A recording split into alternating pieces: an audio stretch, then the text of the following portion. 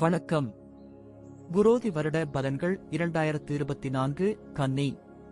புதன் பகவானின் அருள் பெற்ற கன்னி ராசி அன்பர்களே, வரும் குரோதி வருடத்தில் உங்களுக்கு எத்தகைய பலன்கள் கிடைக்கும் என்பதை இப்பதிவில் பார்க்கலாம். கன்னி ராசியின் அதிபதி புதன். உங்கள் 7ஆம் இடத்தில் புதன் நீசம் பெற்று வக்கிரம் பெற்றுள்ளார். எனவே நீசபங்க ராஜயோகம் பெறுகிறார்.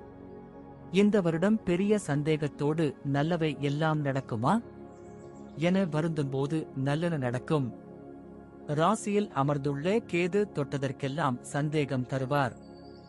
இந்த சந்தேகம் கொடுக்கும் பயத்தை ராசி அதிபதி நீக்கி வருவதோடு மட்டுமல்ல, நன்மையும் தருவார்.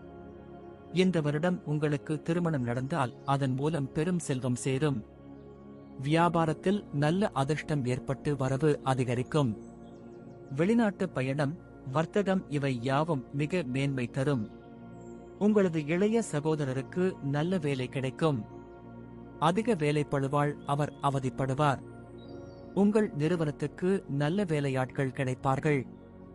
உங்களின் பூர்வீக நிலத்தை விவசாய குத்தகைக்கு விட நல்ல ஆள் கிடைப்பார். இந்த வருடம் உங்கள் வீட்டை புதுப்பிப்பீர்கள்.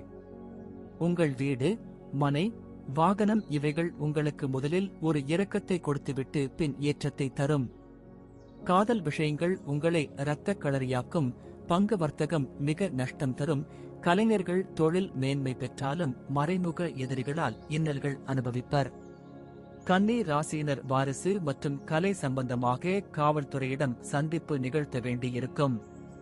கன்னி ராசியினர் ஒரு விபத்தை எதிர்கொள்வர். வாகனங்களில் செல்லும்போது கவனம் தேவை. உங்களை பயமுறுத்துவதற்காக கூறவில்லை, சற்று எச்சரிக்கையுடன் நடந்து கொள்ளுங்கள். மேலும் இளம் வயது வேலைக்காரர்கள் உங்கள் கோபத்தை குறைத்துக் கொள்ளுங்கள். குரோதி வருட குறுபார்வை. இந்த வருடம் கன்னி ராசிக்கு வியப்பான அனுகூலம் தென்படுகிறது. 1-12ஆம் அதிபதி சூரியன் 8இல் நின்று விபரீத ராஜயோகம் பெறுகிறார். இன்னொன்று 8ஆம் அதிபதி செவ்வாய் 6இல் மறைந்து அவரும் விபரீத ராஜயோகம் பெறுகிறார். கெட்டவன் கெட்டவன் கிட்டிடும் ராஜயோகம் என்னும் அமைப்பில் இரு யோகம் கிடைக்கிறது. எனவே இந்த கன்னி ராசியினர் எத்தகைய சிக்கல் வந்தாலும் அத்தனையிலிருந்து தப்பிவிடுவர். விரையாதிபதி சூரியன் உச்சம் எனில் அதிக செலவு உண்டு. ஆனால் அவர் 8ஆம் வீட்டில் மறைந்து விபரீத ராஜயோகம் பெறுகிறார். எனவே உங்கள் செலவு அலைச்சல் என அனைத்தும் உங்களுக்கு வெற்றியை தேடி தரும். நீங்கள் எவ்வளவு செலவு செய்கிறீர்களோ அத்தனை அளவு வெற்றி உங்களுக்கு கிடைக்கும் என்பது உறுதி. பரிகாரம்: திருக்கோஷ்டியூர் சென்று வணங்கவும். செவ்வாய் சனி சேர்க்கைக்கு புதன்கிழமை வில்வ மாலை, தயிர் சாதம், அகல் விளக்கில் 23 மிளகை பச்சை நிற துணியில் மூட்டை கட்டி தாமரை தண்டு திரியில் தீபம் பைரவருக்கு ஏற்றவும்.